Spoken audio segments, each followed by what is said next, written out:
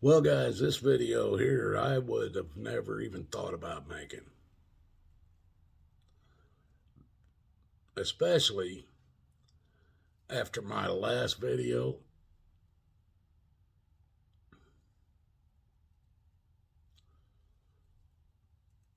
I did a shout out, big shout out for the same person. I don't know what's going on, but I would have to say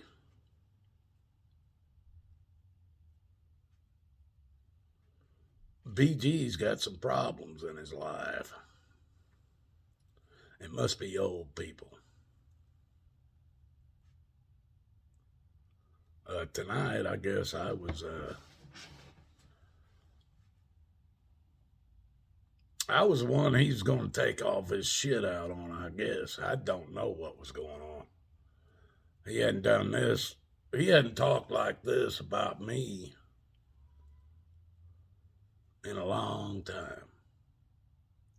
So I guess I'm going to have to apologize to him.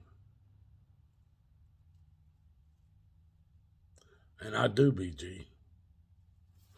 Barricade Garage. I apologize to you for whatever I've done.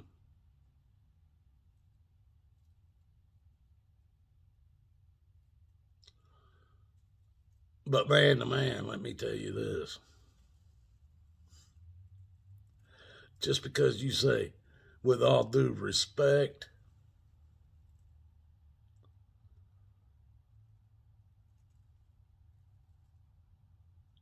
you still have to leave a little bit of respect in there somewhere. You don't say with all due respect and then say the problem that you might have and then clown on it for the rest of your video, your live stream. Come back.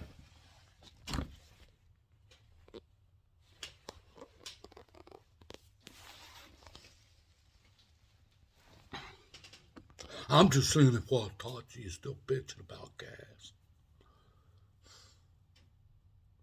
Watachi was bitching about gas prices. Now, see, son, what you don't understand is I wasn't bitching. I said something.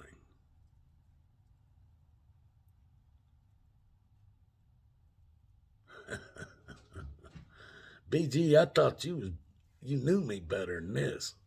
For you to get on your live stream and point me out as being a broke person.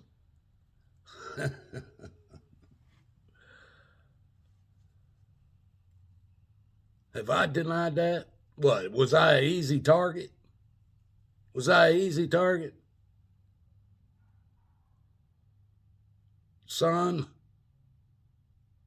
you like to throw that word around. At 32 years old, son, you call other people son?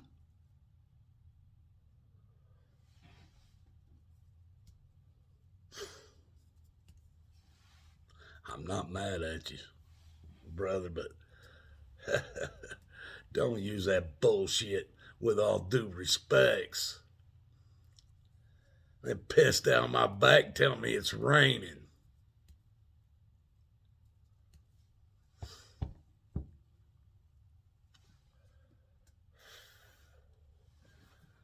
With all that rant you went on about, oh, hey, well, I make money. I'm a money maker, motherfucker.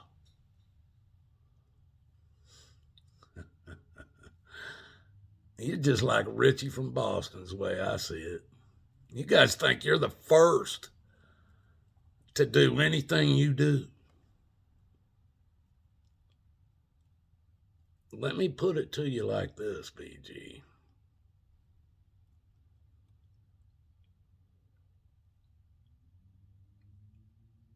When I was old enough to start riding a bicycle, I was doing newspaper routes. delivering newspapers door to door. And I had like 150, 200 customers. And I had to have them out before I went to school. And in some cases, I was running before school. And then if somebody couldn't make their route, I would make it. I would do it and do it after school. I started it when I got, if I didn't want to be doing that, well, I started cutting grass, shoveling snow. I was making $8 a driveway back in the 70s.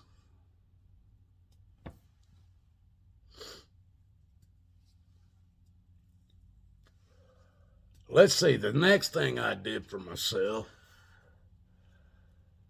after I was doing cutting grass and snow shoveling and raking of leaves and the newspaper routes and all that shit, because I was too old, or wasn't old enough to actually get a job. And then I worked in one of a truck stop that was right outside of Greenwood, Indiana, on I-65 and Main Street. This truck stop was about as big as a Burger King, and the parking lot was dirt.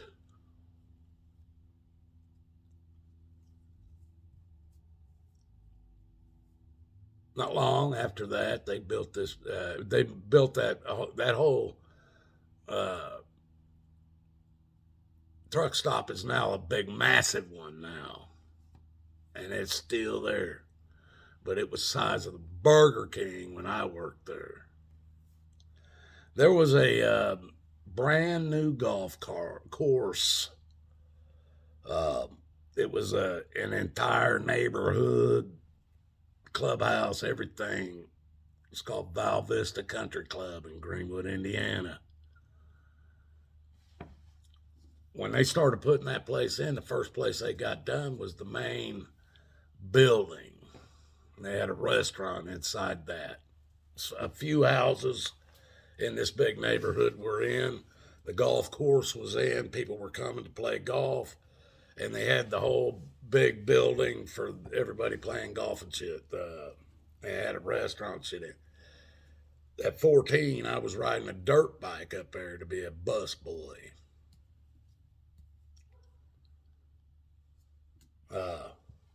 In the 70s. After I got out of the military, BG, I went down to Florida. I was working in restaurants and shit down there and doing some other things, construction and shit. And I had a guy I started, I washed his, I was talking to him, I worked for him at it one time, and I was telling him how I love cars and I'm going to start me a car washing business. He said, "Oh yeah?" I said, "Hell yeah, I'm going to, man." This was down in Florida. He goes, "I'll tell you what, I'm going to give you my Corvette." This guy was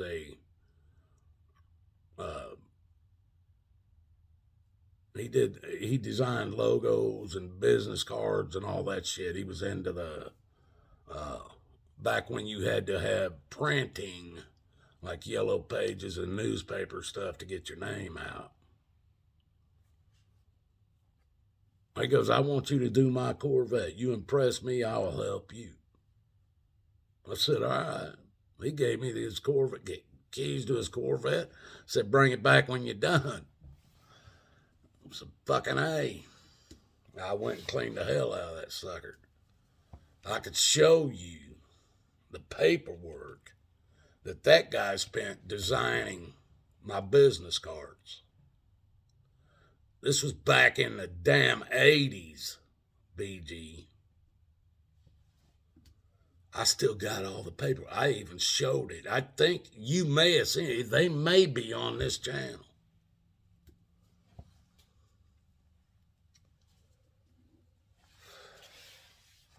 I had quite a few customers, but I had to get out of Florida. I've told you that story before. Sailboats and cocaine. Went to Arizona. In Arizona, my father had been a house painter all my life. Well, he worked for the union in Indiana.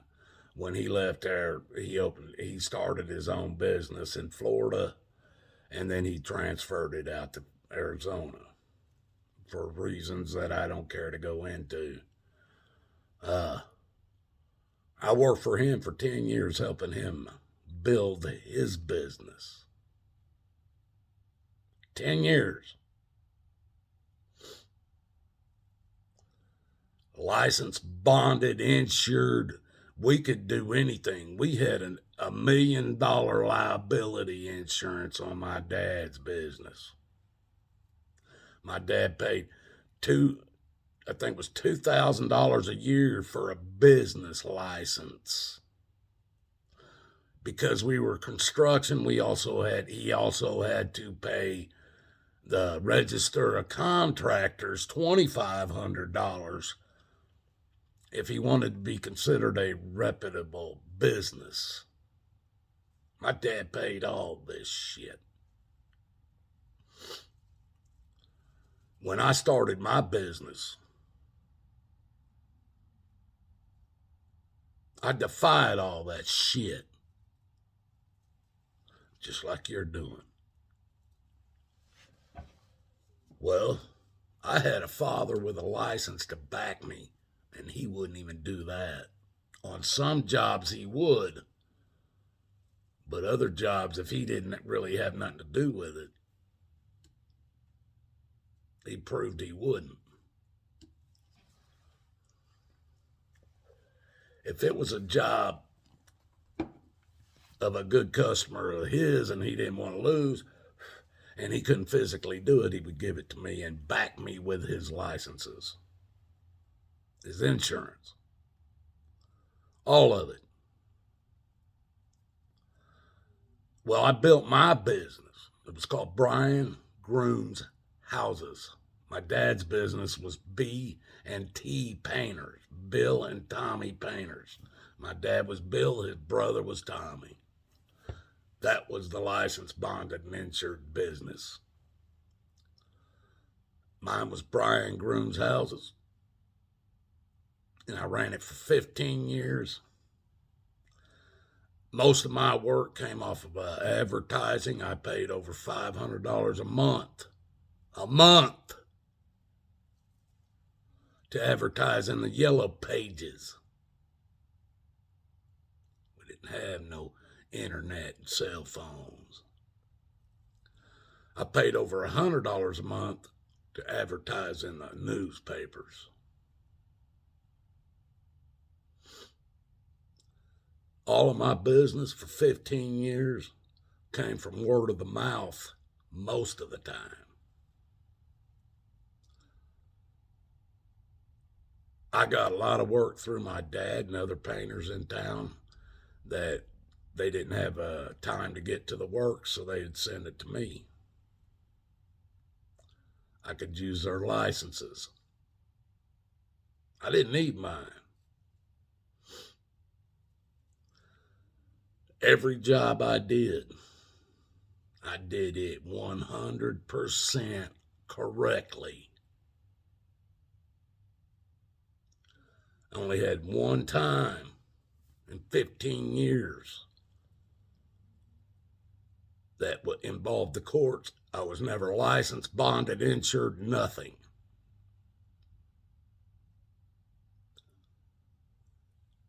A guy that I painted his house for probably 10 years.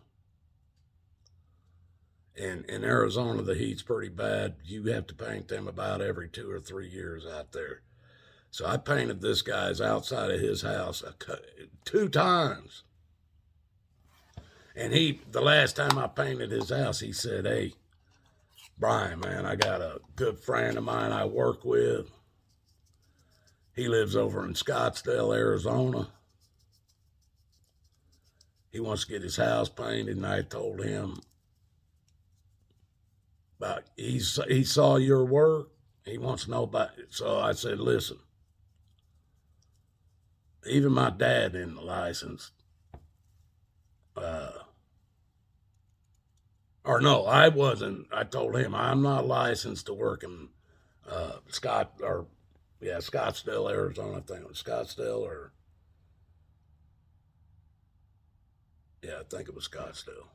But there's two rich places out in that Mesa, Phoenix Valley, Scottsdale, and there's another one that's real famous out there. But I went over.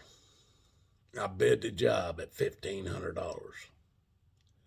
I told the guy flat out. I said, "Listen, seems how you're such a good friend of my buddy, or the guy that they were buddies with, my customer." I said, "Listen, I'm gonna do you a deal." I said, I'm not licensed to work in this city."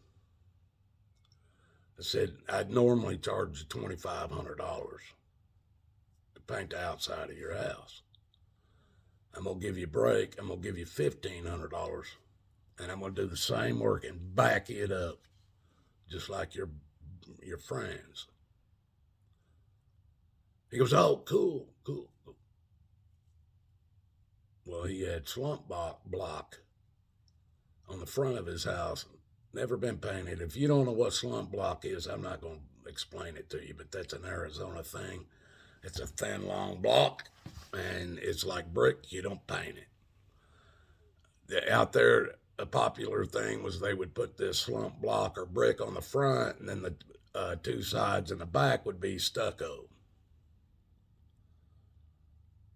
Well, I bid the house to paint the two sides and the back, and any window frames or trim, any gutters, the shutters, anything on the front that was painted before, I'll paint it back. I'll paint it out again. Nothing that wasn't painted gets painted. I got done with the guy's house.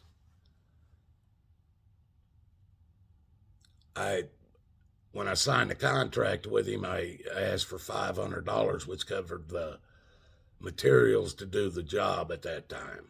Labor and materials, basically, or most of it. So the other $1,000 I was going to get would pretty much be mine, because I had done paid the labor and the materials with the $500 that he gave me. Well, when I was done, he decided he wanted the slump block painted too, and he wasn't going to pay me. And I said, "That's fine." I said, "But we got a contract." He goes, "Yeah, but you told me you wasn't licensed." I said, "That's true." And he goes, "Well, if you don't do it, I'm going to turn you in to the city." I said, "Well, because you threatened me, I don't care who you turn me into. There ain't no way in hell I'm going to do it." And now, like I told you before, my father was a part of the Register of Contractors. And if you was a part of that nobody could pull this shit on you, because they'll send somebody out from the Register of Contractors to look at the job. And if they say the job is right, you're going to pay that man. If they say the job is wrong, then you're not going to have to pay him. Well, I called the Register of Contractors on myself, because they knew my work. I knew these guys, and I told them, "Come out here and look at this fucking job. I'm not going to get paid for it, but when I go to court, I want you people in there telling that court that I'd done the job right." They said, "All right." And they went out there and looked at it. And they looked at my contract that I had with the guy. And they told the guy, "Listen, we're the Register of Contractors in this state. This guy did his job to the letter of this contract, and it looks good. Now, you don't have to pay him, because he wasn't licensed. But if you take him into court, we're going to tell him he did the job right." He said, "All right." So he went ahead and took me into court. Now, the whole time I was going to court, folks, this clown, I'm telling the judge, the prosecutor, and everybody, I said, no, I didn't have no damn license, so fine me for it. But I'm going to tell you right now, that guy has, he did this to get a free paint job on his house. I showed him all the records. I said he gave me $500. I've spent this much on materials and labor. Said I don't have none of that $500 left. He owes me $1,000 for finishing the job. I said now he don't want to pay that $1,000. He wanted me to paint even more of his house for free. Said this ain't nothing but a damn scam. And the prosecutor said, hey, man, you know, the law's the law, the law's the law. This clown come walking into that damn courtroom with his lawyer asking for $1,500 in damages. And the judge and the prosecutor's going, $1,500 in damages? What are you talking about? He's going, yeah. He's caused me so much heartache and pain and suffering and everything. I need $1,500 in damages. And the judge and the prosecutor looked at each other, and they walked up, and the prosecutor talked to the judge, and the judge called for a recess. The prosecutor, now I've been telling him all along, this guy just trying to scam me out of a free paint job. The prosecutor walks up to me, looks at me, and goes, Mr. Grooms, will you follow me back here? And I said, yeah, and I got up and walked back there with him. We went back into an office. He shuts the door. He goes, I believe everything you're saying now, Mr. Grooms. He's trying to get $1,500 in pain and suffering for you painting his house. He goes, look, I got to fine you $500. That was the law. I can't go no lower than that, and I can't let it walk. He goes, but I'm going to fine him $800, or he's going to pay a court cost of $800. He goes, is that satisfactory to you? And I said, fuck yeah, let's do it. I'll pay another $5. Now, I ended up, I painted the guy's house for free. But I also paid $500 in the courtroom to see that motherfucker pay $800. Just to see him pay $800. Now, BG, if you're still listening, I don't think you are. I moved up to Indiana. Bought a semi-truck. Started running containers on my own. Oh, yeah. You think, oh, you don't even know. The guy I bought my truck from, I was working for. We were been running containers for 2 years. It was good. Business was good. They were making, truck owners were making, bringing home $1,500 to $2,500 a week after all the expenses and shit. When I bought mine, the bottom fell out of the entire industry. I lost it in 2 years. No containers to run.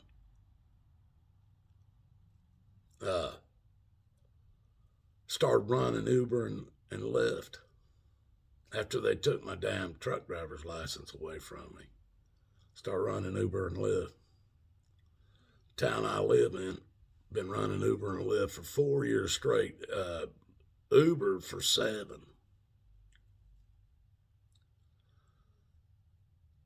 This city said I didn't have a driver's license whatsoever. Not that I had an out-of-state license. They said I didn't have a fucking license whatsoever.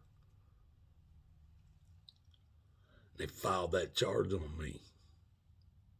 Got a year in prison for it.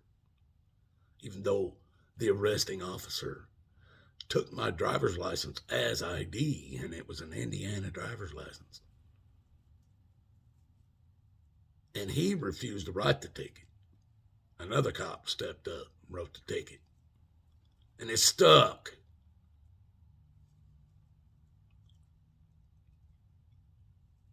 One last thing, BG.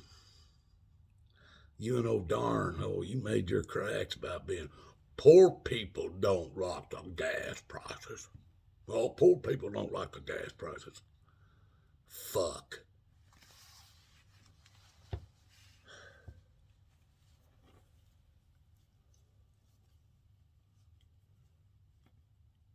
I fucking had to file bankruptcy on 150,000 fucking $150,000 fucking dollars for 3 heart surgeries I went through, and that was 10% of what they cost.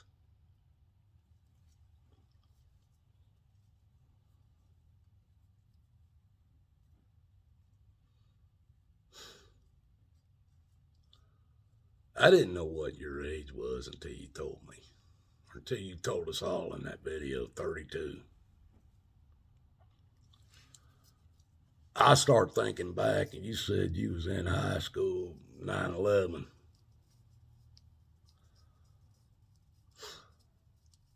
32 now. I think you said you did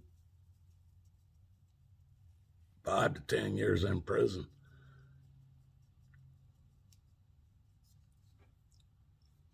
The fuck have you done? Seriously.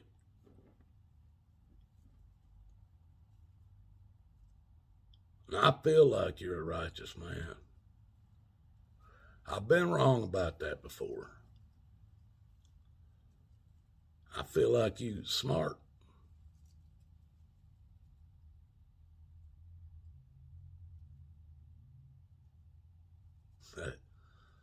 Son,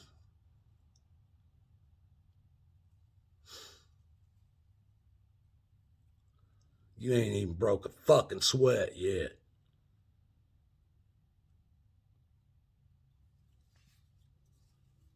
You claim you've had to pay, or you've been in child support class, or not class, court, to pay child support. I raised 2 kids. I never even had, I never had no legal have to pay on either one of them.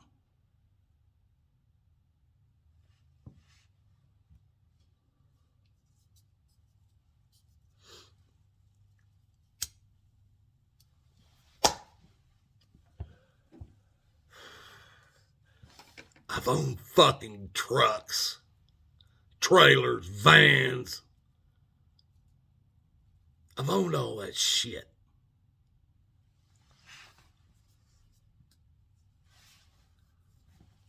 What does that fucking mean?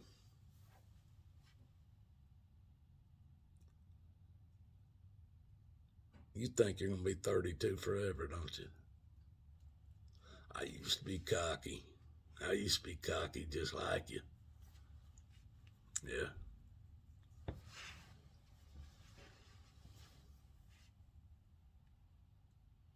I've known people just like you too think you're all healthy, big, bad, and tough. And I've sat there and looked at you in a damn casket.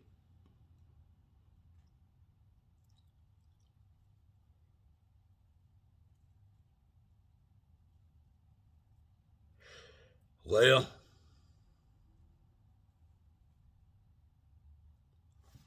I'm going to let it slide.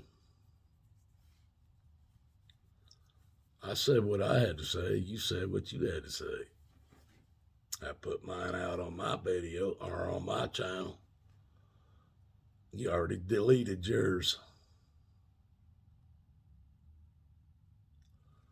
I don't know.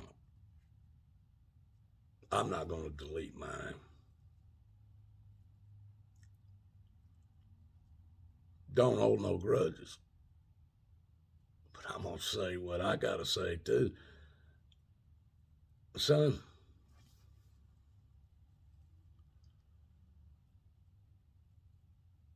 if I died tomorrow, I've forgotten more than you know right now. Guarantee it. I have forgotten more than you know to this day. If I dropped tomorrow,